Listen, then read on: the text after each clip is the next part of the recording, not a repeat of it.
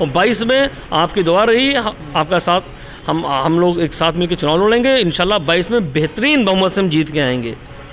ख्याली पुलाव तो नहीं, कतई ख्याली पुलाव नहीं है। ऐसा 12 में भी लोग कहते हैं ख्वाहिश पुलाव तो हम लोग खाएंगे, लेकिन उसमें बेहतरीन मटर पुलाव को आपको भी खिलाएंगे।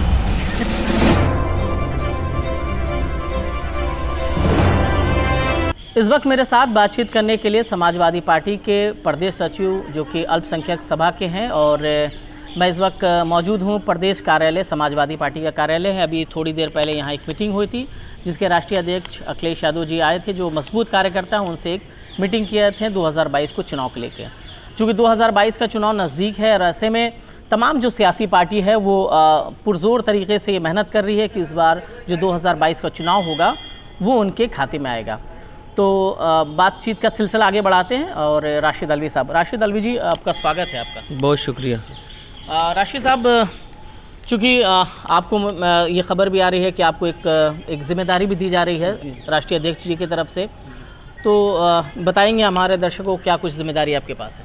जिम्मेदारी यही है, दी गई है कि वोट बढ़वाएं, हर बूथ पे हम अपना बूथ जिताएं और ज़्यादा से ज़्यादा वोट पोल कराएं अपना, और वोट बढ़वाना है, वोट बढ़वाना है, जिताना है। तो कैसे वोट कैसे बढ़ना है? जैसे तमाम लोग को वोट नहीं आ पाता है, मेहनत नहीं हो पाती है उनके इलाके में, हम लोग अपने आदमी लेके, हम लोग खुद जाके उनके BLO से मिल के उनके एक आदमी का वोट, जिनका नहीं बन पाता था उनका वोट बनवाएंगे, यानी वोटर कार्ड लिस्ट में उनका नाम डलवाएंगे। एग्जैक्टली। देखिए राशिद साहब, ये तो सही बात है कि तमाम जो सियासी पार्टी है इस बार कोशिश कर रही है कि 2022 में वो चुनाव जीत जाए। उसमें कितना सफल होगा ये कहना भी बड़ा मुश्किल होगा, लेकिन मैं आपके मुद्दा नहीं पूछूंगा कि आप किस मुद्दे पर अब चुनाव लड़ने वाले 2022 में। आपके चुनाव लड़ने का बेस क्या है, वो बेस हम जानना चाहेंगे, हमारे दर्शक जानना चाहेंगे। देखिए, बेस जाहिर सी बात है कि हमारे राष्ट्रीय अध्यक्ष 2012 में जब मुख्यमंत्री बने तो इतना काम किसी ने नहीं किया होगा मुख्यमंत्री ने, वही हमारा बेस है भाई।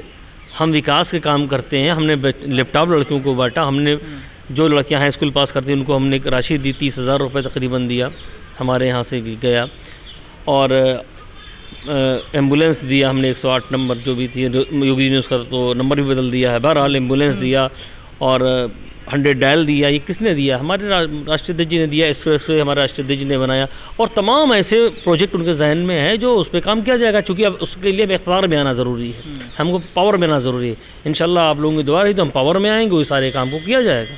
राशिद साहब, ये कहती है कि समाजवादी पार्टी जो है तमाम समुदायों को लेकर अगर साथ चलती है, क्योंकि बात होती है तमाम धर्म के लोग आपके साथ जुड़े हुए हैं, तो मुस्लिम समाज की अगर हम बात करें, मुस्लिम समाज, क्या मुस्लिम समाज पार्टी समाज जो है समाजवादी पार्टी को वोट देगी कि नहीं? बिल्कुल देगी, 101% वोट देगी। पिछली बार भी वोट दिया था, हमेशा दिया है, साइकिल के अलावा किसी को वोट नहीं देती है। किसी ज़माने में थोड़े से बसपा में गए थे, लोग गए थे, लेकिन पूरी तरीके से समाजवादी में ही वोट करेंगे, वो कहीं नहीं करेंगे। जहाँ तक बात हो रही तमाम पार्टी है, ये कहा जा रहा है कि मुसलमानों के पास कोई दूसरा ऑप्शन नहीं है समाजवादी पार्टी के अलावा। कितना इत्तेफाक रखते हैं कि समाजवादी पार्टी के अलावा मुसलमानों के पास कोई और नहीं है पार्टी जो उनके हक़ की बात कर सके? नहीं, ऐसी बात नहीं है। मुसलमानों के पास 20 ऑप्शन हैं, जितनी चीज़ें हैं सारे ऑप्शन हैं, लेकिन समाजवादी की मुसलमानों की पसंद समाजवादी है।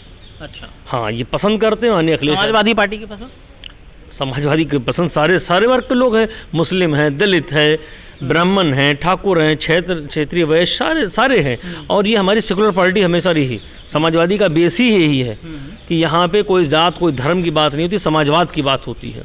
जैसे बहन मायावती जी ने एक नारा दिया था, सर्वजन हिताय सर्वजन सुखाय। नारा बड़ा अच्छा था, लेकिन लागू हमारे यहाँ हुआ है, अप्लाई इस पे हमारे यहाँ, काम हमारे यहाँ होता है, समाजवादियों करते हैं। हमारा आज़म खान साहब के बारे में क्या कहेंगे? आज़म खान साहब इतने दिनों से बीमार चल रहे हैं, उनके सज़ा याफ्ता भी हो चुके हैं, सज़ा भी दी जा रही है उनको। क्या लगता है कि इस तरह की जो कृत्य हो रही है आज़म खान साहब के साथ, उसके बारे में क्या कहेंगे आप? पार्टी कहाँ तक है उसके साथ? पहली बात, वो सज़ा याफ्ता नहीं है। सज़ा याफ्ता उसको कहा जाता है जब किसी के ऊपर जुर्म साबित हो जाए, उसको सज़ा दे दिया जाए।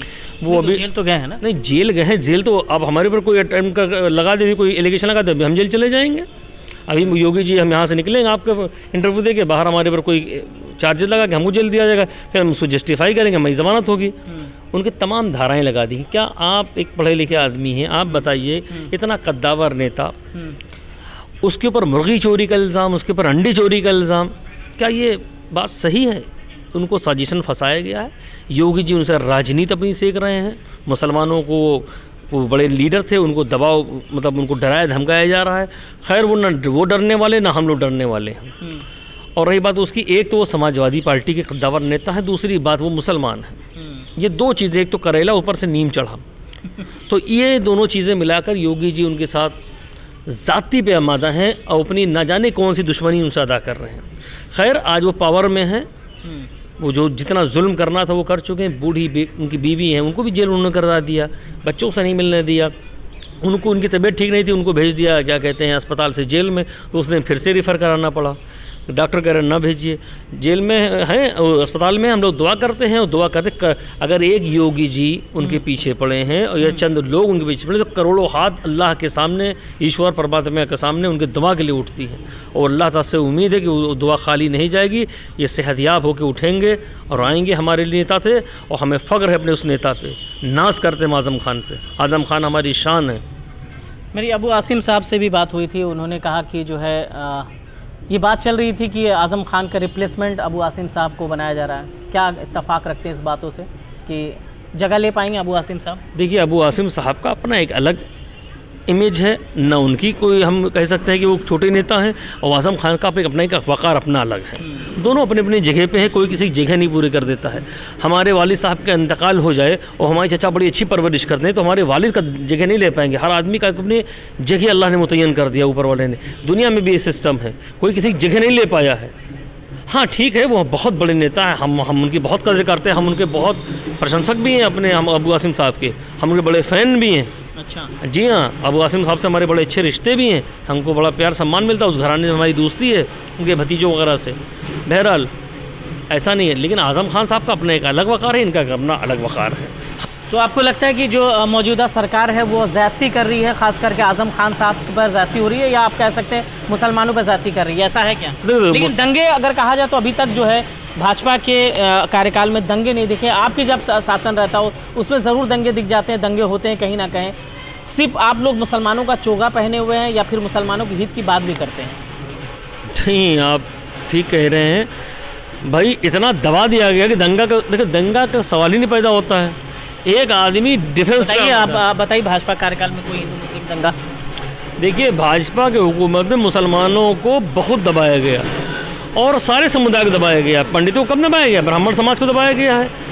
और ये गुंडई जब से देश आज़ाद हुआ है, 52 से लेकर आज से चुनाव स्टार्ट हुए, जो धर पकड़ हुआ है ब्लॉक प्रमुखी में और जिला पंचायत अध्यक्ष में, कभी हुआ है? आपने सुना है कभी इतनी गुंडई?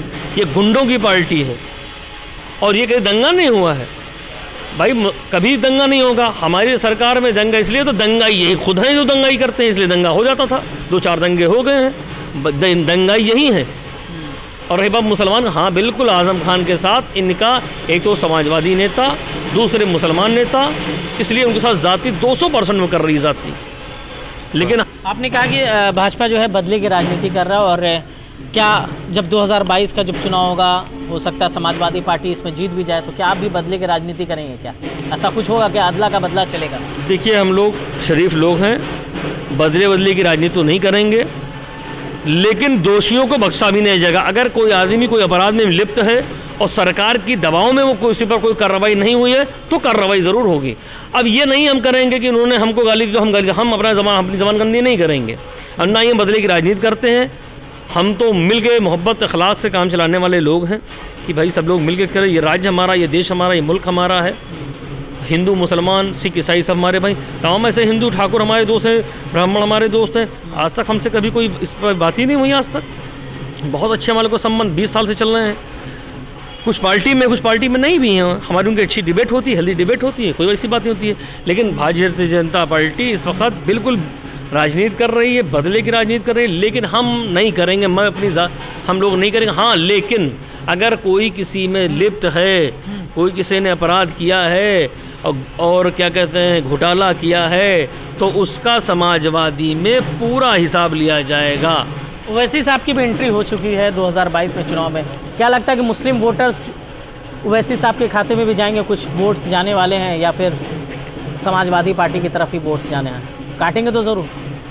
कुछ नहीं काट पाएंगे। समाज देखिए, वो सब एक अच्छे ओरेटर, बहुत अच्छे वक्ता हैं, मैं उनकी कदर करता हूँ इस मामले में, लेकिन वो जहाँ पैदा हुए वहाँ तो पूरी लड़ नहीं पाई, यहाँ है 100 सीट लड़ने के लिए।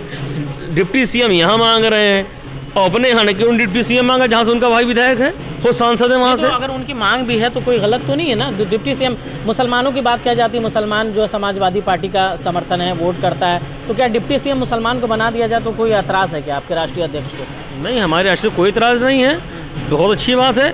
और हाँ, अच्छी बात बनाएंगे तो हम लोग उसका वेलकम करेंगे, हम तो बहुत खुश होंगे, हम भी चाहते हैं। लेकिन वो हमको सजेशन देने आए हैं कि अगर ऐसा आप करेंगे तो हम आपके साथ। सजेशन ही आपने कभी नहीं किया ना, इसलिए तो नहीं, वो उन्होंने अपनी देखे, वो जहाँ के उनके भाई एमएलए हैं, वो मुख्यमंत्री, वो सांसद हैं, उन्होंने क्या किया आज तक? वहाँ क्यों नहीं ये रखा?